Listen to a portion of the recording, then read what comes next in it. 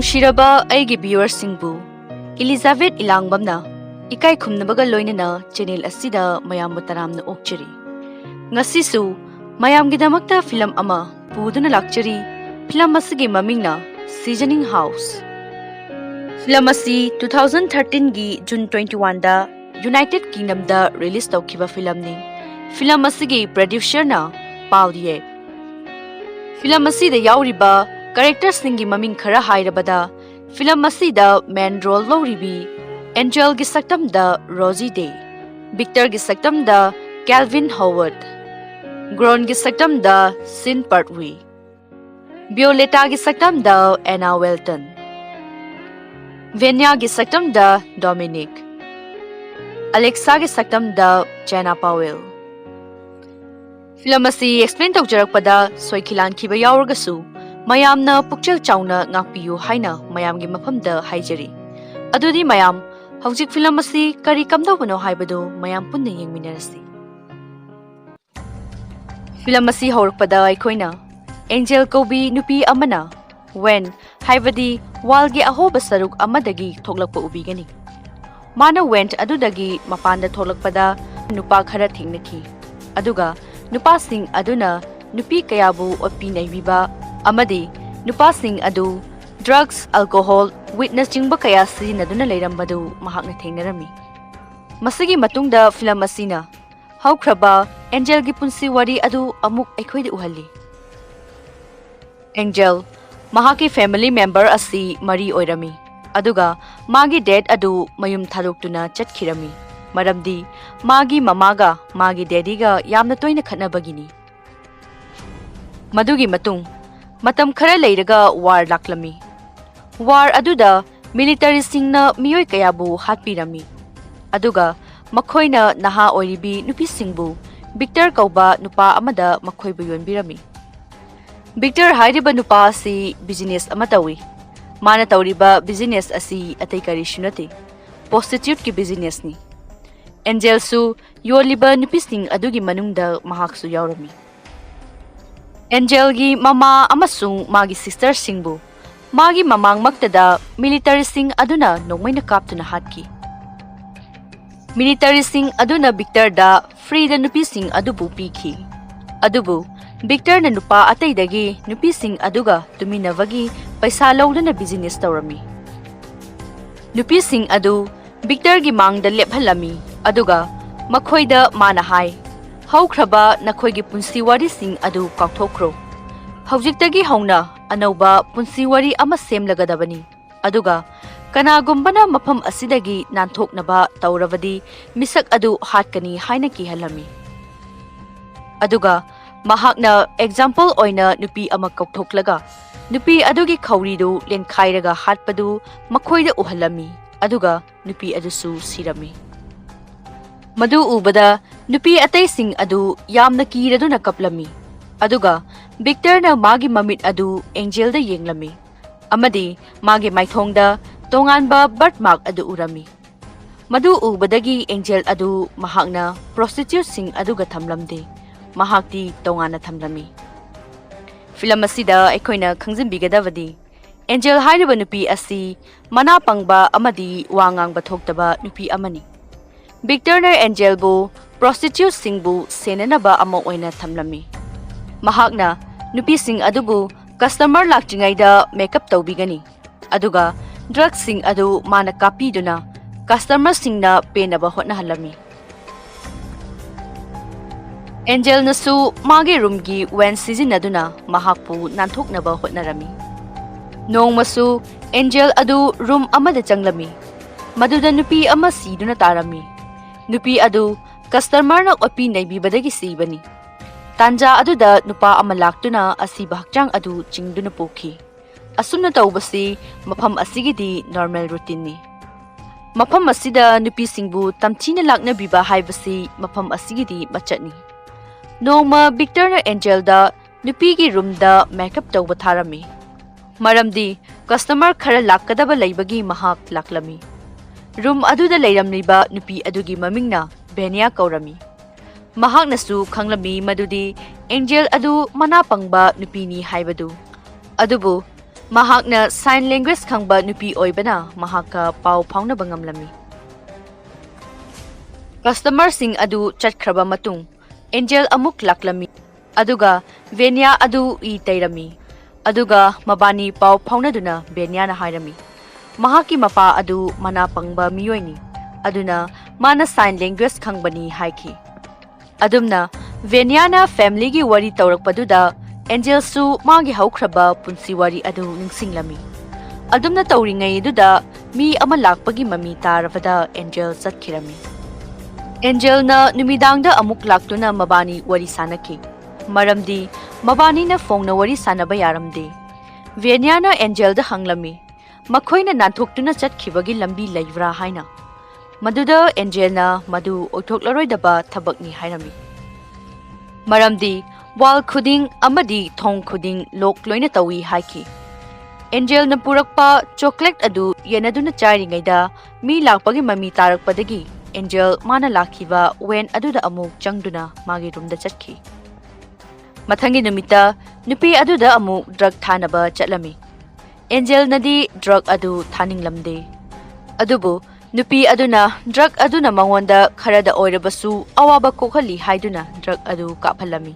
Aduga Angel adu chatki. Aduga Angel na lona wentagi nupi aduda customer aduna karamna laknaba haibadu yenglami. Customer adu chakhraba tungda nupi adugi nakta Angel adu changlakhi. Aduga tanja aduda Victor su room aduda laklami. Nupi adu yamna tamchina sokpana doctor kaurami. Doctor aduga Victor gasu yetnakhi.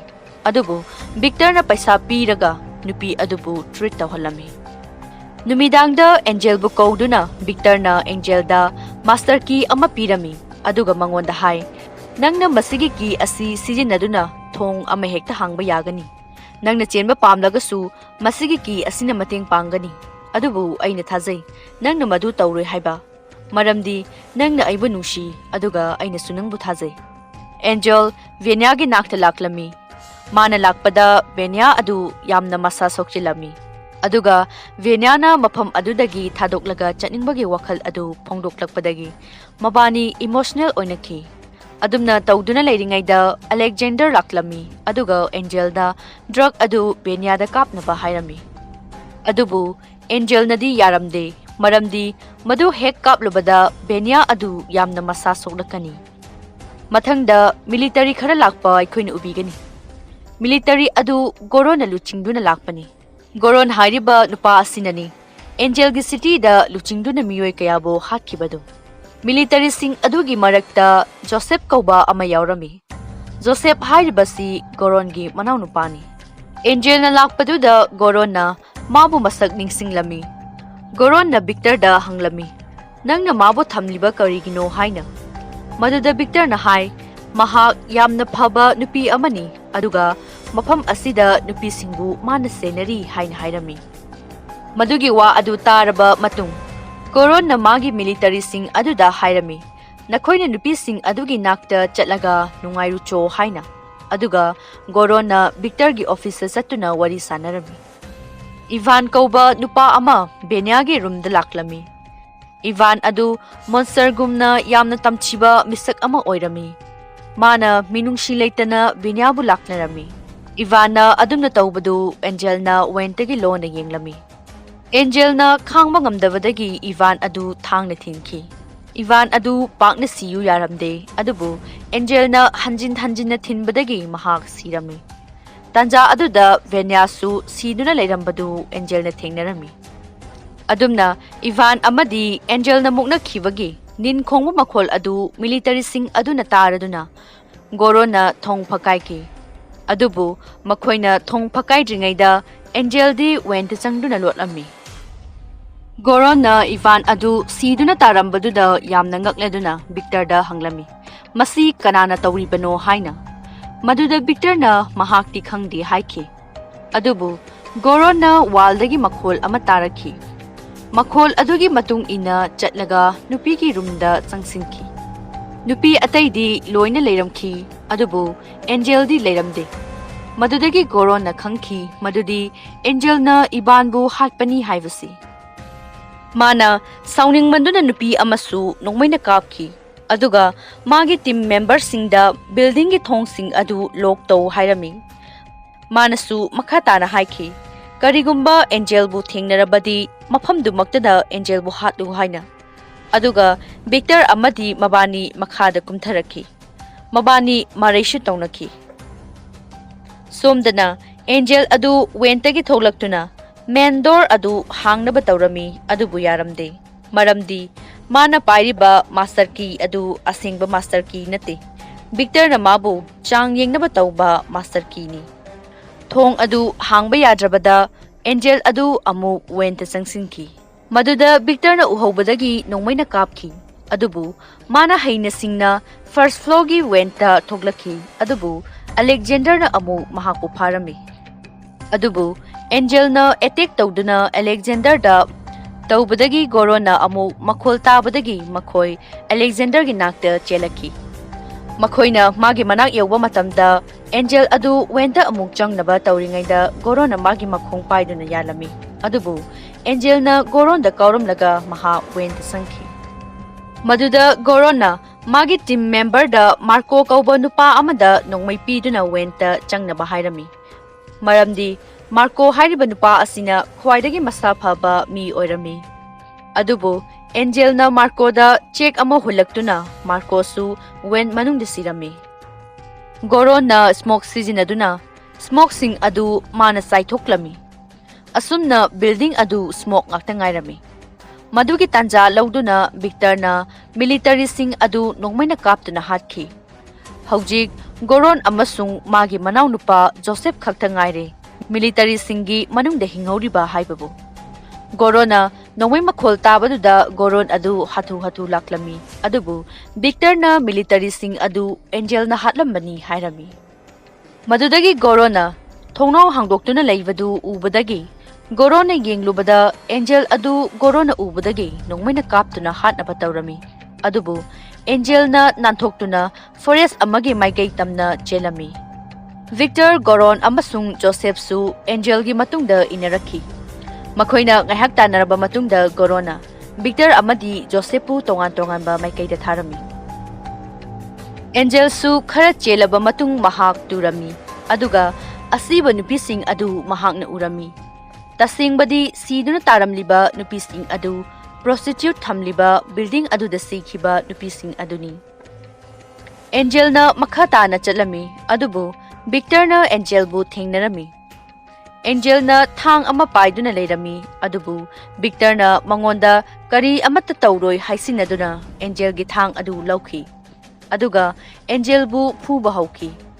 Tanja aduda Goron amasung Joseph adu sulaklami. Victor na Angel da nongmai thamduna haiki. Angel gi punsibu kallu hairabadi business asigi 50% mangonda piyu haina. Goron nasu madu yarami. Aduga makhoigi nongmai thamlami. Adubu Angel na Victor gi thang aduna magi makhongda thinki aduga Angel adu chenki. Victor adu thang gi chainana khanghaudana nongmai adu kapthoki. Aduga Joseph ta panda sikhi. Madudagi Goron na sounding laduna Victor bu hanjin na kaptuna hatki. Angel na yum amada changduna thong yairami. Aduga maha wanthaki. Mana gyan lakpada nupi amana magi ihising adu taithokpirami. Aduga magi masasu sengdokpirami. Angel na photo ama thingnarami. Madudagi mana khangki. Madudi mabu changjafam piriba nupi adu Ivan gi nupi ni haibasi. Magi mamingna Lexi kawe. Lexi na Goron gi phone ama oklami. Madudagi mana su khangba ngamki madudi nupi adu Angel ni haibasi. Adubu Angel na pigi vengna Lexi adu thaduna hatki. Goron na lakpada Angel senki aduga factory amada chinsinki. Maduda Goron su factory aduda changsilaklaga worker singda makhoina factory adudagi thoknaba hairami aduga factory adu thonglon nabasu hairami. Madugi matungda Angel adu pipe amada changki aduga Goron su pipe ta changlakhi. Pipe adu akhoiba pipe oirami. Mana khara changba hauraba kanda Goron adu pipe adu da chaptuna leirami. Maduda Angel na changsilakhi aduga Goron na mabu mating pangbinaba hairami. Magi punsigi damak mana tau haiba makhaisu tauge hairami.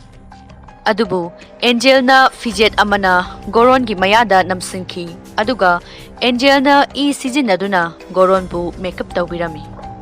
Maramdi prostitute singda makhoina tawbiba adugumna aduga mahak nanthoraki. Mana sum chelakpada nupi amada ngathaduna mahakpu kanbiki.